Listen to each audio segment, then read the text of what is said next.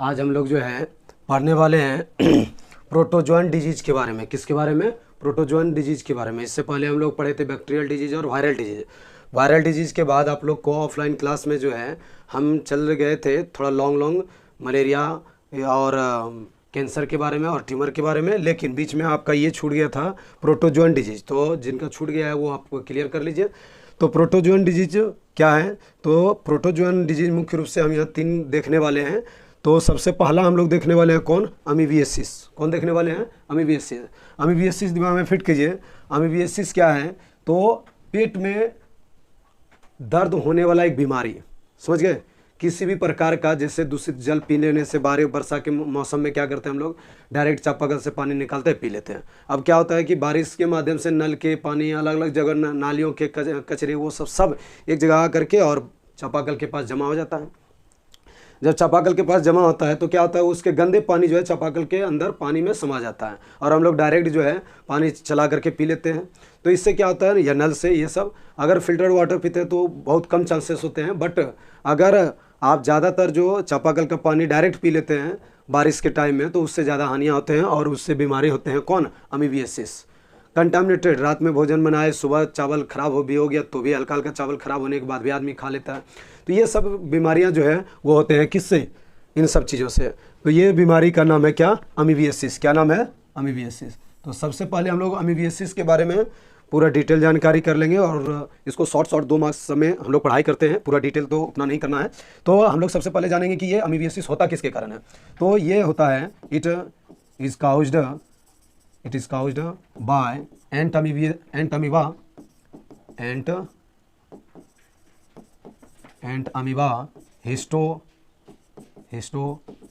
Histolytica.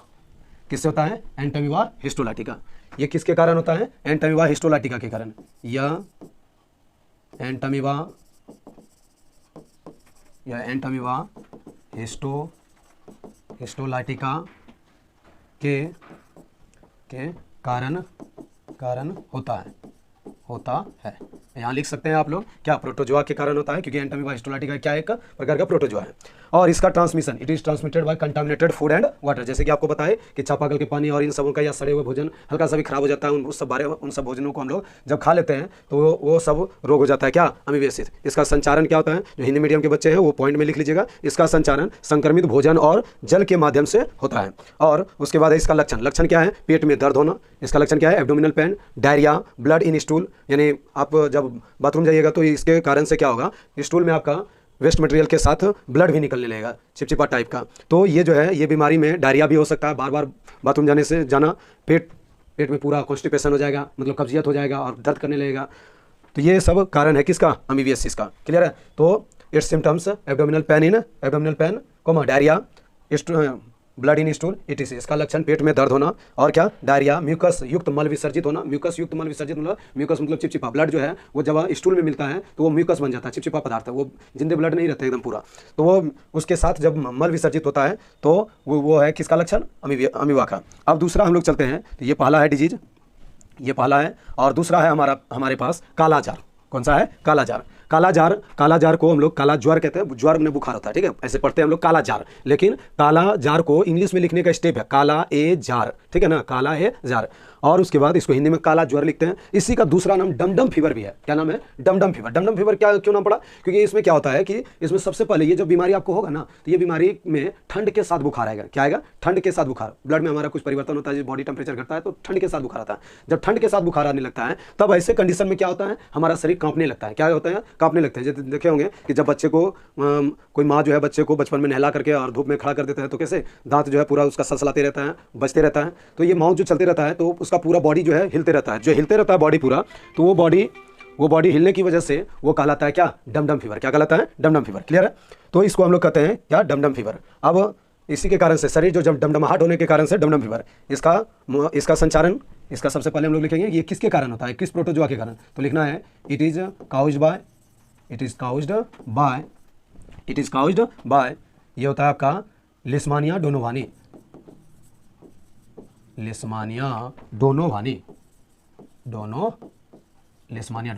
अब देखिए, अब ये साइंटिफिक नेम है इसीलिए इसको अंडरलाइन करना पड़ता है सेपरेटली, ठीक है।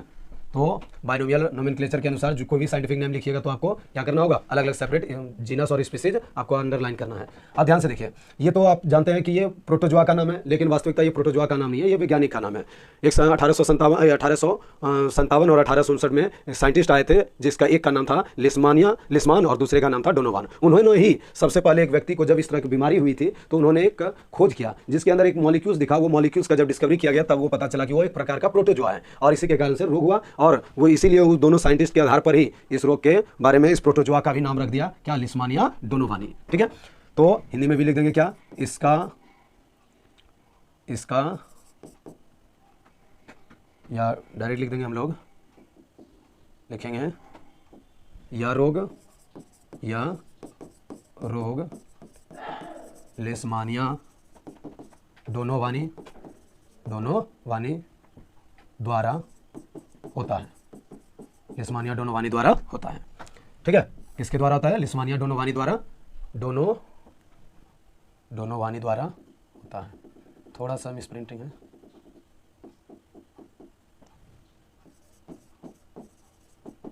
डोनोवानी द्वारा होता है।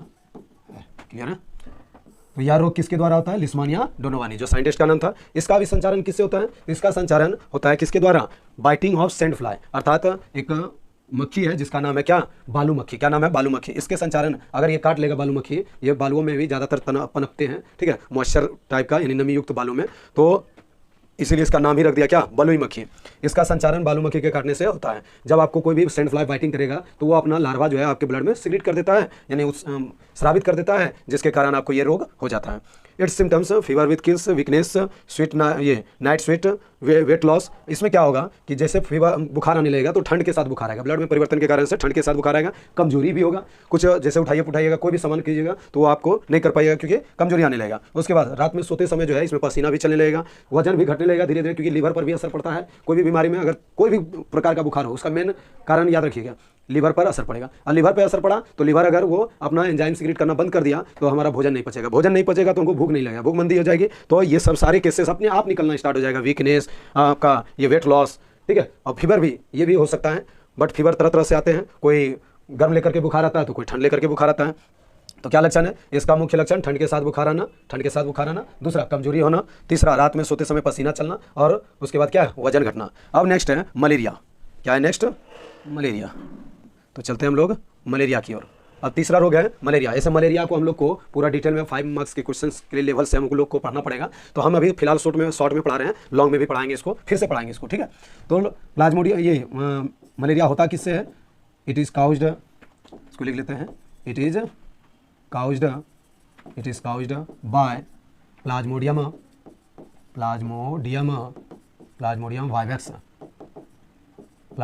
वाइवेक्स।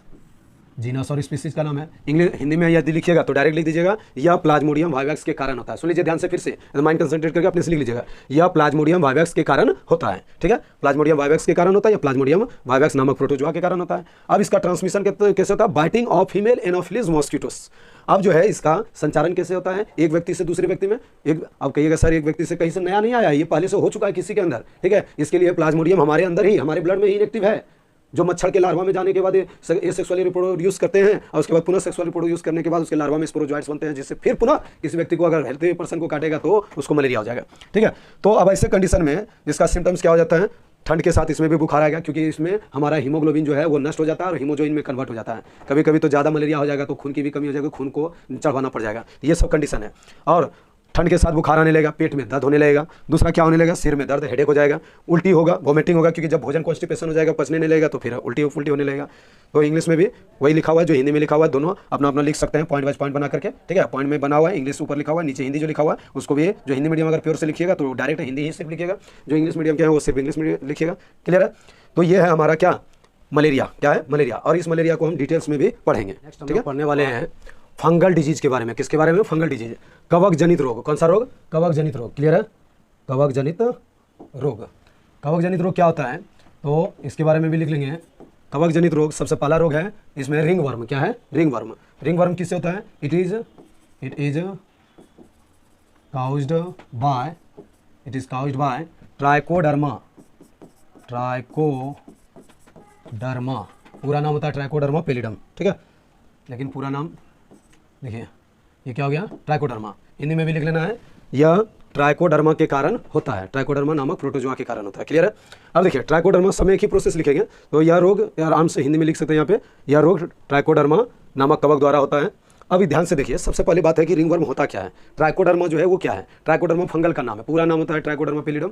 तो ट्राइकोडर्मा जो है ये जो कवक है, इसी कवक के द्वारा एक्सट्रैक्ट किया गया है इसकी दवाई, जो महलम के रूप में आता है ज़्यादातर, और कुछ टैबलेट के रूप में भी आता है। आप देखिएगा कोई भी खुजली का दवाई दिमाग में फिट कर लीजिए, चर्म रोग जिसको कहते हैं पूरा ओवरऑल, ये दोनों अभी हम जो इसके आगे भी पढ़ाएंगे, जितना भी फंगल डिजीज है ज़्यादातर वो सब क्या है, चर्म रोग। कौन है, चर्म रोग। इसीलिए चर्म रोग के स्पेशलिस्ट डॉक्टर होते हैं। त्वचा में होने वाला खुजली वाला रोग। अब ध्यान से सुनिए, तो दाद खाद कभी सुने भी होंगे, प्रचार करने भी आता है, दाद खाद खुजली। तो दाद खाद खुजली, खुजली यही दाद और खाद। तो दाद क्या है, वो नुचाता है, खाद क्या है, उसमें लाल लाल त्वचा हो जाएगा और धीरे धीरे कवरने लगेगा त्वचा, और इसमें भी त्वचा कवरता है। तो अब ध्यान से सुनिए, उसमें तो घाव भी हो जाता है, इस ये थोड़ा ज़्यादा तो नहीं, लेकिन ये भी फायदा ज़्यादा है। अब ध्यान से देखिए, रिंग वर्म क्या है, it is caused bye trichoderma. ये ट्रांसमिटेड होता है किसके द्वारा, skin contact comma infected clothes, जो हम लोग कपड़े पहनते हैं। अगर किसी को चर्म रोग हो गया है, कोई भी स्किन डिजीज हो गया है, तो कपड़ा पहना, वो कपड़ा पहनने के बाद क्या होगा, उसके कपड़े में इन्फेक्टेड जो है फंगस लग जाएंगे, और लगने के बाद अगर उसके कपड़े को अगर कोई और पहनेगा तो वो फंगस जो है उसके शरीर में ट्रांसफर हो जाएगा और स्किन में वो अपना हैबिटेट बना लेगा। अब स्किन में हैबिटेट बनाने आवास बना लेगा और उसके त्वचा को भी बीमार कर देगा। तो इसका संचारण त्वचा संपर्क और संक्रमित कपड़े से होता है। उसके बाद है next, its symptoms itching, exploitation of thin layer of skin, change in nail colour. अब देखिए इसमें क्या होता है कि जो सबसे पहले वो खुजली होगा, जैसे जहाँ भी होगा वहाँ खुजलाएगा। खुजलाने के बाद दूसरा क्या होगा, खुजलाते खुजलाते जो है ऊपर वाला जो एपिडर्मिस लेयर होता है त्वचा का, वो धीरे धीरे कवरने लगेगा, क्योंकि उसमें ब्लड वेसल्स नहीं पाए जाते हैं। वो त्वचा लेयर जिसमें ब्लड वेसल्स है उसमें तो नोचेगा तो खून निकलने लगेगा, तो वहाँ तक नहीं कवरता है। लेकिन आप ज़्यादा नोचते रहिएगा तो ब्लड भी निकलने लगेगा, ब्लड निकलेगा तो वो लेयर में टच होगा, ब्लड निकलना स्टार्ट हो जाएगा उससे, उसी खुजलाते। लेकिन आप हल्का हल्का भी खुजलाते रहिएगा तो आपका जो स्किन का जो एपिडर्मिस लेयर है वो धीरे धीरे क्या होगा, कवरेगा, यानी त्वचा का जो ऊपरी परत होता है वो पूरा कवरने लगेगा धीरे धीरे। उसके बाद चेंज इन नेल कलर, नाखून के रंग में जो है ना परिवर्तन आने लगेगा, व्हाइटिश होने लगेगा। ये सब अभी जो कलर देख रहे हैं वो पूरा चेंज हो जाएगा।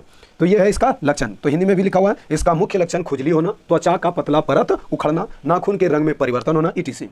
ये हो गया आपका कौन सा, दाद। अब दूसरा है खाज। खाज किससे होता है, तो ध्यान से देखिए, खाज लिखा हुआ है, खाज है इट इज काउज्ड बाय सार्कोप्टेस किसे, स्कैबिस से, सार्कोप्टेस स्कैबी। हिंदी में भी बस यही लिखना है यह। और इसका एक और फंगस है, दूसरा फंगस है इसका एक्यारियस स्कैबिस, उसके द्वारा भी होता है, लेकिन ये भी लिख सकते हैं वो भी लिख सकते हैं, कोई दिक्कत नहीं है।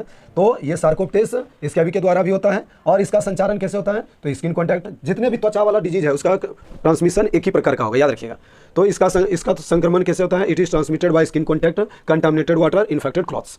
इसका संचारण त्वचा संपर्क संक्रमित जल से भी होता है।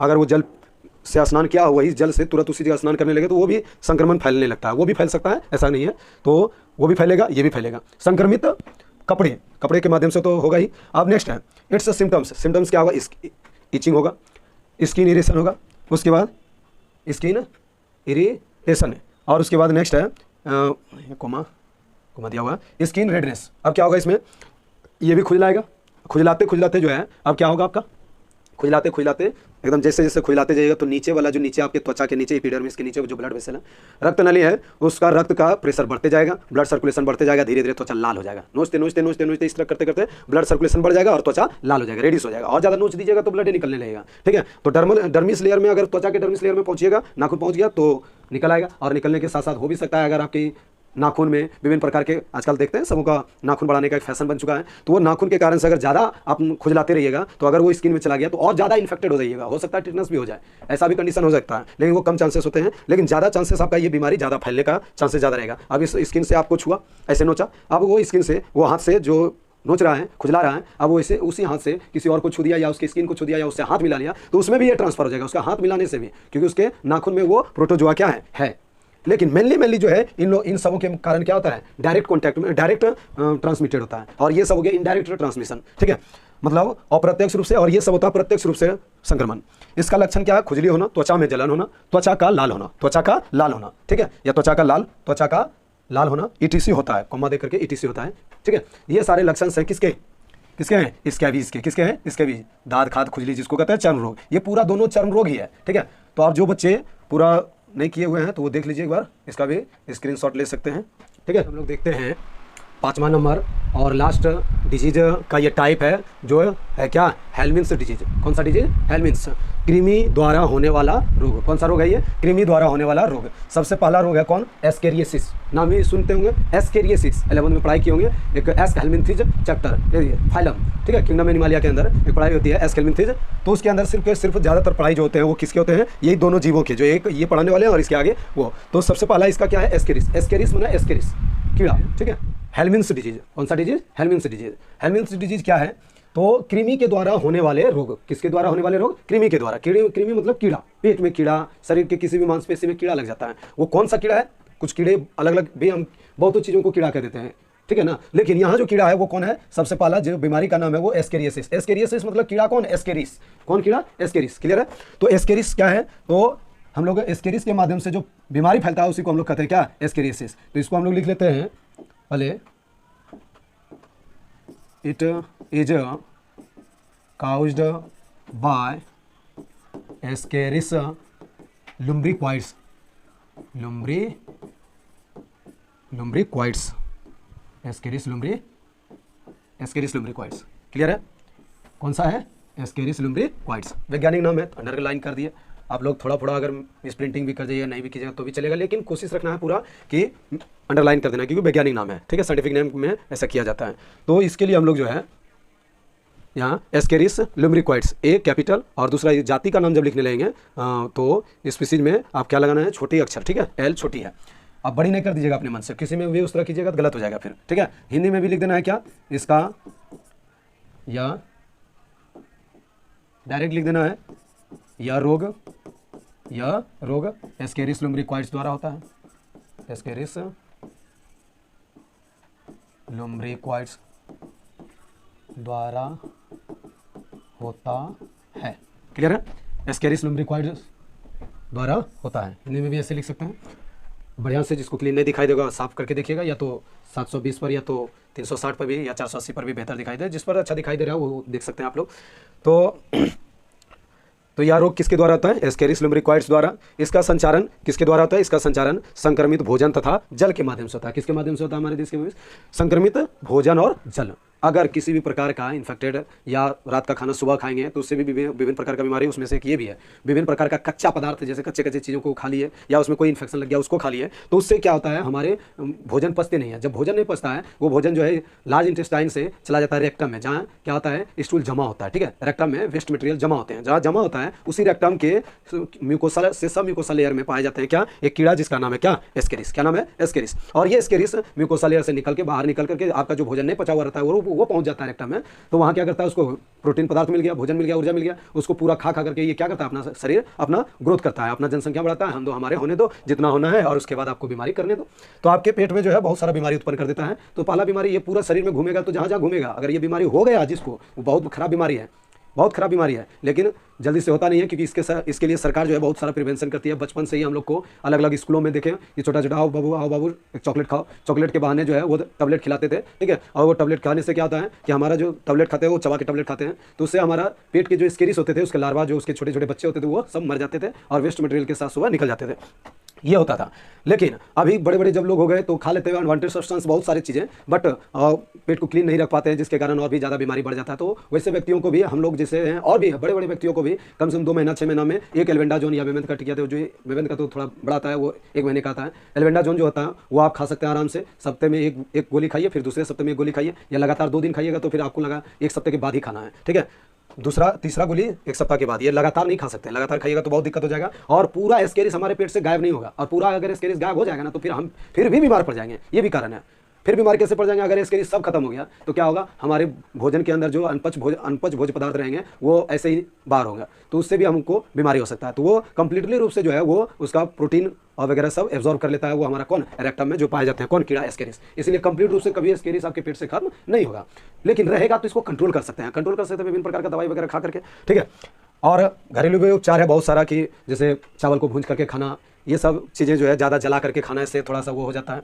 और अगर खाने से पहले अगर कोई दवाई भी, अगर एल्बेंडाजोल दवाई खा रहे हैं उससे पहले गुड़ खा लीजिए हल्का सा, या कोई मीठा चीज़ खा लीजिए, उससे क्या होता है अट्रैक्टिव होता है ज़्यादा एस्केरिस। रेक्टम में जो है ना सब म्यूकोसा लेयर में जो पाए जाने के कारण आहार नाल का जो अंतिम भाग होता है ना, 2 त्वचा लेयर होता है, म्यूकोसा जो चिपचिपा लेयर होता है, उसके नीचे भी एक लेयर होता है जिसको सब म्यूकोसा कहते हैं, उसमें जाकर के वो रहता है। और जब वो उसमें रहता है या उसके आसपास में रहता है तो वहाँ से बाहर निकलने के लिए उसको समय लगता है। तो वो समय लगने के लिए आपको कोई ऐसा चीज़ देना होगा, ऐसा भोजन देना पड़ेगा जिससे कि वो जल्द से लोभ से आ जाए। और वो आने के बाद जो है तुरंत वो दवाई उसके साथ चला जाता है, जिसके कारण इनएक्टिव होकर के वो बाहर निकल आता है। बाहर निकलते वक्त भी देखिएगा ज़्यादा वो सब मरता नहीं है, वो जिंदा ही रहता है, ठीक है। इसीलिए कहता है कि अगर कहीं सेफ जगह पर अपना अर्थात वेस्ट मटेरियल को इजेक्ट कर रहे हैं, यानी मल विसर्जित कर रहे हैं, तो उससे क्या होगा कि लोगों के आसपास बीमारियां नहीं फैलेगी। स्वच्छता अभियान SBM इसीलिए भारत सरकार जारी की हुई है।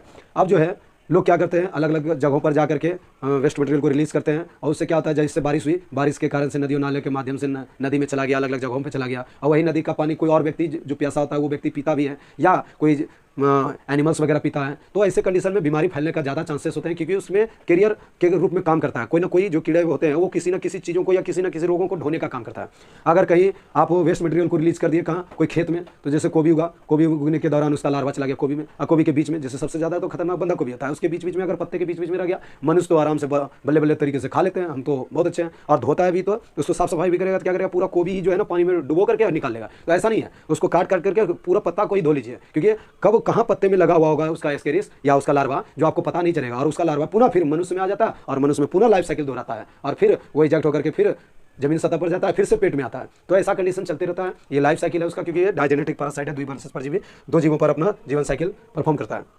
तो हमको इसको पूरा डिटेल पढ़ना नहीं है, बस इतना ही जानना है कि एस्केरिस लुम्ब्रिकॉइड्स द्वारा क्या होता है, एक एस्केरियोसिस बीमारी। कौन सा बीमारी होता है? एस्केरियोसिस बीमारी। यह जो है इसका संचारण किससे होता है? संक्रमित भोजन और जल के माध्यम से। क्लियर है? अगर संक्रमित भोजन और जल खाइएगा तो बहुत प्रॉब्लम होगा। अब कोई बच्चे क्या करते हैं, कभी कभी सोचते हैं वो सुबह खाना बच गया तो उसको जो है ना क्या करेंगे, आराम से गर्म करके खा लेंगे। गर्म करने के दौरान सब्जी ही गर्म कर रहा है तो उसको चारों ओर से निकाल करके बीच में डाल दिया। बीच में डालने के बाद क्या हुआ कि उसके जितने भी फंगस हैं, क्योंकि अब जब आप सब्जी बनाते हैं तो ऑयली चीज़ लग जाता है, किसमें? लोहे में। अब लोहे में लग जाता है ऑयली चीज़, तो उससे क्या होता है कि मॉइस्चर के द्वारा, हवा में जो मॉइस्चर है उसके द्वारा विभिन्न प्रकार का फंगल, बैक्टीरियल, ये हेलमेंट्स ये सब आ जाते हैं उसके लार्वा, और उसमें लग जाते हैं। अगर फंगल आ गया, ज़्यादातर फंगस आने की संभावनाएं होते हैं मॉइस्चर के द्वारा, और आ जाते हैं और उसको हम फिर से पुनः खा लिए तो उससे भी विभिन्न प्रकार का डायरिया, टाइफाइड, कोलरा, हैजा, ये सब रोग हो जाएगा। ये सब रोग ज़्यादातर इन सब चीज़ों से होता है। ये रोग इससे भी होता है, एस्केरियोसिस भी होता है। ट्रांसमिशन बहुतों के कॉमन होते हैं, बहुत सारे सिम्टम्स भी कॉमन है, ठीक है। लेकिन आपको सिम्टम्स और ये सब जानने के लिए आपको सबसे पहले ब्लड जांच कराना पड़ेगा, तभी आपको पता चलेगा। बहुत तरह में ब्लड जांच से ही पता चल सकता है। अब एस्केरियोसिस में ब्लड जांच कराने की जरूरत नहीं है, ये तो एकदम साफ साफ क्लियर विजन हो जाएगा, क्लियरली विजिबल है। कैसे? तो इसके लिए हम लोग जो है इसका लक्षण पढ़ लेते हैं। तो देखिए लक्षण क्या है इसका, एकदम बढ़िया से देखिए। लक्षण है इट्स सिम्टम्स, एब्डोमिनल पेट में दर्द होगा, कॉन्स्टिपेशन कब्ज रहेगा, पेट पूरा दर्द करने लगेगा, करवट ले लेके सोते रहिएगा। उसके बाद वाटरिंग माउथ, सुबह जब उठिएगा रात में अगर पेट में एस्केरिस ज़्यादा बढ़ गया, घूमने लगेगा, पता चलने लगेगा अपने, और सुबह जब उठिएगा तो पूरा मूंछ आर्टिफिशियल बन जाएगा। कैसा बन जाएगा? आर्टिफिशियल मूंछ। क्या? ये मूंछ हेयर वाला नहीं, वो मुंह से लार निकल करके पूरा मुंह बर्बाद हो जाएगा। और अगर सोए हैं जिस तकिए पर, वो तकिया भी पूरा गंदा हो जाएगा। अब कोई व्यक्ति और भी सोया तो वो भी इन्फेक्शन के कारण शिकार हो सकते हैं। तो ऐसे कंडीशन से, ऐसे लोगों से भी बचे रहना है। और अगर आपको ऐसा हो रहा है कि माउथ में जैसे पहला तो पेट में दर्द, ये तो आराम से पता चल जाएगा। दूसरा पेट में कब्ज होना, ये 2 चीज़ से होगा। और 2 चीज़ें अगर हो गया और तीसरा भी हो गया, क्या? मुंह में पानी आना, मुंह में पानी भर जाना, ठीक है। मुंह में पानी भर जाना, लार ज़्यादा निकलने लगे, समझ जाइए कि आपको हो गया कौन बीमारी? एस्केरियोसिस बीमारी। अब ऐसे एस्केरियोसिस बीमारी जो है आपको क्या करेगा? दूसरों को भी ट्रांसमिशन करेगा, दूसरों को भी इन्फेक्टेड करेगा, दूसरों के अंदर भी संचारित हो जाएगा, या तो उसको रोग उत्पन्न कर देगा। क्लियर है? तो यह याद रखना है, क्या? पेट में दर्द होना, कब्ज रहना, और क्या? मुंह में पानी भराना। नेक्स्ट है फाइलेरिया या फाइलेरियोसिस या एलिफेंटियोसिस। फाइलेरियोसिस या एलिफेंटियोसिस, ये किसके द्वारा होता है? तो इसको पहले हम लोग लिख लेते हैं। ये जो है ये होता है आपका इट इज काउज्ड बाय किसके द्वारा होगा? इट इज काउज्ड बाय फाइलेरियोसिस है, ये होगा उचेरेरिया बेनक्राफ्टी। उचेरेरिया बेनक्राफ्टी किसके द्वारा होता है? उचेरेरिया बेनक्राफ्टी, वैज्ञानिक नाम है ये उचेरेरिया बेनक्राफ्टी। हिंदी में भी ऐसे ही लिखना है। यह रोग